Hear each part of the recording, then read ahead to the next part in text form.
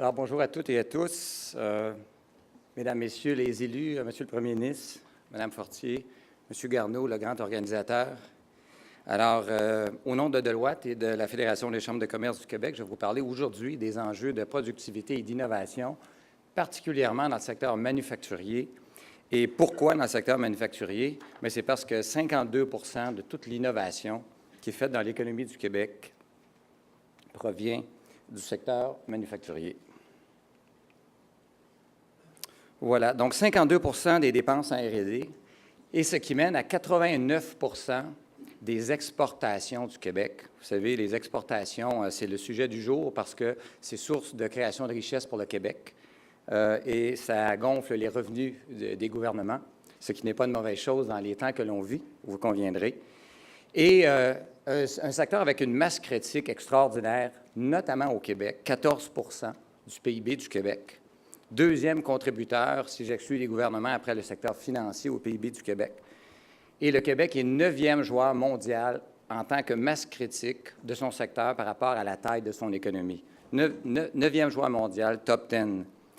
67 milliards de retombées directes et indirectes dans l'économie du Québec. Près de 800 000 emplois au niveau direct et indirect, parce qu'il faut se rappeler que 10 nouveaux emplois dans le secteur manufacturier créent 6 emplois indirects, secteur des transports, génie industriel, etc.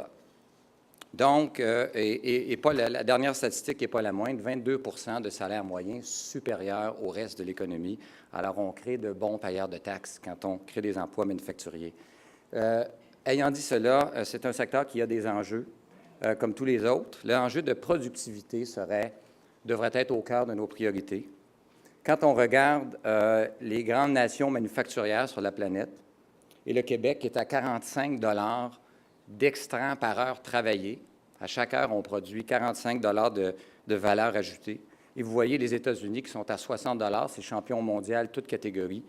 15 $ de différence de l'heure. Vous avez l'Allemagne, les autres grandes nations manufacturières, les Européens. Vous avez la Suisse et la Suède. Mais la statistique qui dérange plus que cela encore,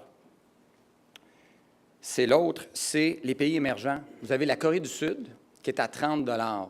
Donc, on a la même différence de productivité entre celui qui est en peloton de tête, les États-Unis et les autres, et dans nos rétroviseurs, la Corée du Sud qui est à 30 $.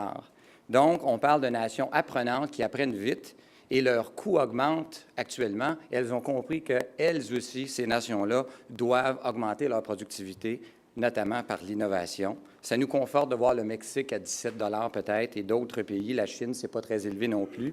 Mais si on regarde le Mexique, dans les deux secteurs de pointe, l'aéronautique et l'automobile, notamment grâce à Bombardier dans le secteur aéronautique, ces secteurs-là ont des taux de productivité qui sont de classe mondiale. Maintenant, qu'est-ce qu'on peut faire? La productivité du capital, qui est la première chose. Donc, c'est des investissements en automatisation. Et la bonne nouvelle, c'est qu'on a vécu les années 2000 où vous voyez qu'on était en pente raide vers le bas. Toutes les tuiles sont tombées sur la tête des manufacturiers pendant les années 2000. La devise, la Chine, la hausse des coûts, le transport, etc. Et là, la bonne nouvelle, c'est que depuis 2009, vous voyez la courbe qui remonte. Donc, quand on investit, c'est parce qu'on a confiance dans l'avenir. Et on voit un changement drastique actuellement. Les manufacturiers retrouvent confiance dans l'avenir et se mettent à réinvestir. Et ça, c'est une bonne nouvelle aussi, parce que les investissements privés sont aussi une source de revenus pour les gouvernements. Et donc, on était à 7 milliards là, par année autour des années 2000. On est baissé presque à 3 milliards. On est remonté jusqu'à 5 à peu près, mais on est loin de la coupe aux lèvres parce que 7 milliards, c'est à l'époque où on avait l'avantage de la devise. Moi, j'appelle ça l'attaque à 5. On avait l'attaque massive, 5 joueurs sur la glace contre 4 pour les autres. Maintenant qu'on est à armes égales, ou presque au niveau de la devise, on a besoin de réinvestir davantage. Maintenant, dans les défis, quand on parle de fabrication de pointe via l'automatisation et la robotisation, c'est des cas d'espèce au Québec. 85 % des entreprises manufacturières allouent moins de 25 % de leur investissement en technologie de pointe. Et quand on regarde ce qui s'est fait aux États-Unis, à côté de chez nous actuellement, le chef manufacturier des États-Unis d'Amérique, c'est le président Barack Obama. qui a démontré une volonté politique exceptionnelle à supporter le secteur manufacturier parce qu'il a compris que la relance de l'économie américaine passait beaucoup par le secteur manufacturier. M. Obama a créé le National Network for Manufacturing Innovation, regroupé des centres de recherche, notamment partenariats privés, publics, académiques, ensemble. Il a créé le National Robotics Initiative, des initiatives en formation technique. Il se passe beaucoup de choses aux États-Unis. En parallèle avec la renaissance de l'économie américaine actuellement, qui se porte beaucoup mieux, c'est des bonnes nouvelles pour le Québec.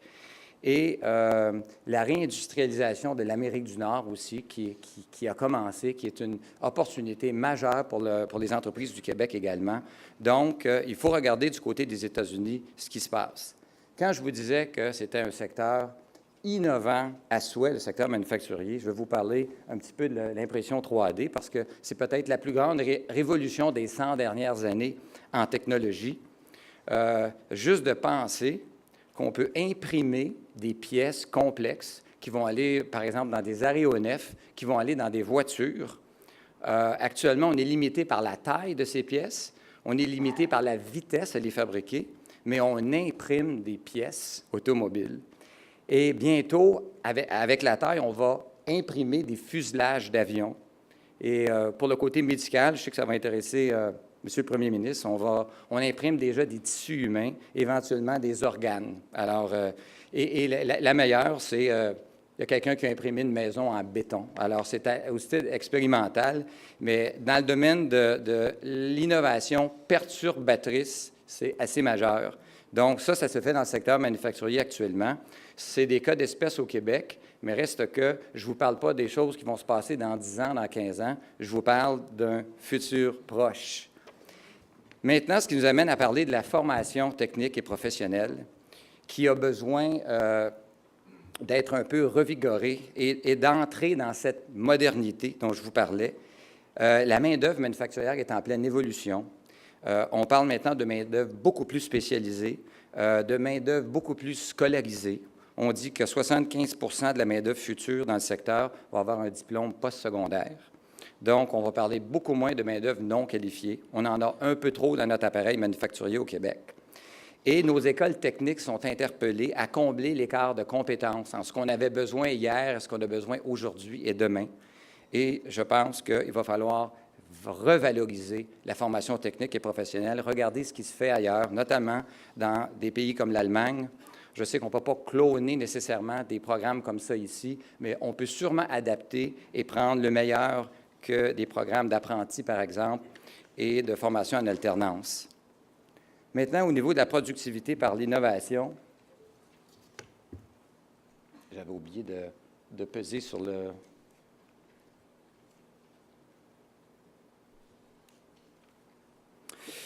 Au niveau de la productivité de l'innovation, il faut parler de la problématique d'intensité technologique dans notre secteur manufacturier. Donc, le Canada, vous savez, le Canada, essentiellement, le secteur manufacturier est au Canada du centre, il est au Québec et en Ontario. C'est là que la grande masse critique du secteur manufacturier canadien se retrouve. Et vous voyez, par exemple, je vais me déplacer peut-être pour vous montrer, vous voyez la faible technologie et la moyenne faible au Canada, comment on est par rapport à l'Allemagne, par rapport au Japon, aux États-Unis. Donc, on a une économie qui est encore beaucoup dans la faible valeur ajoutée, économie manufacturière. Et vous voyez les États-Unis, vous voyez la petite barre bleue des États-Unis, qui est de loin le pays ayant la plus forte valeur ajoutée en chiffres absolus et le pays le plus robotisé sur la planète actuellement. Aussi, les États-Unis ont pris une grande longueur d'avance. Et vous voyez l'Allemagne qui a une position idéale et qui, si vous prenez la barre blanche et bleue, vous l'additionnez, vous voyez que c'est la plus importante. L'Allemagne a une économie manufacturière essentiellement de moyenne forte et de forte technologie. Vous savez que l'Allemagne est une des économies qui va le mieux sur la planète actuellement, notamment grâce au secteur manufacturier, aux exportations. L'Allemagne est le banquier de l'Europe actuellement et ils bénéficient des investissements qu'ils ont faits en technologie manufacturière. Et l'enjeu pour le Québec, c'est de changer cette donne-là. On a un secteur manufacturier d'exception avec des champions dans à peu près tous les secteurs. Les vieux paradigmes de secteur mou ne tiennent plus. On a des firmes extraordinaires dans le secteur du textile. Je vois mon ami Elliott Lifson qui est là, leader mondial dans le secteur des vêtements. Dans tous les secteurs, on a des champions au Québec. On a une matière avec laquelle travailler qui est extraordinaire et on a des champions qui peuvent en créer d'autres. Maintenant, les pouvoirs publics. La grande question, intervenir ou non? Je pense que la question est déjà dépassée parce que nos études démontrent que toutes les nations manufacturières sont interventionnistes à souhait. Et la première, les États-Unis d'Amérique, qui donnent du gaz de schiste, ma foi, presque gratuitement aux entreprises manufacturières et il y a une valse d'incitatifs dans les États américains actuellement qui est du jamais vu. La Californie, 9 milliards d'incitatifs au cours des 2 dernières années, et de petits États comme l'Idaho même qui se concurrencent les uns les autres. Des investissements directs étrangers qui viennent aux États-Unis, première usine d'Airbus à l'extérieur de l'Europe, Boeing qui a ouvert une nouvelle usine sur la côte Est, IKEA, la première usine d'IKEA à l'extérieur, en Amérique du Nord, pardon, et donc un secteur qui est vraiment qui est propulsé actuellement. Et je pense qu'on a besoin de l'État. Le secteur manufacturier, malgré ses forces, a besoin de l'État pour avancer. Rapidement, est-ce que Mme Fortier va me faire signe bientôt? Bientôt? Je pense que oui. Elle regarde son chronomètre actuellement. Je suis bien de me dépêcher.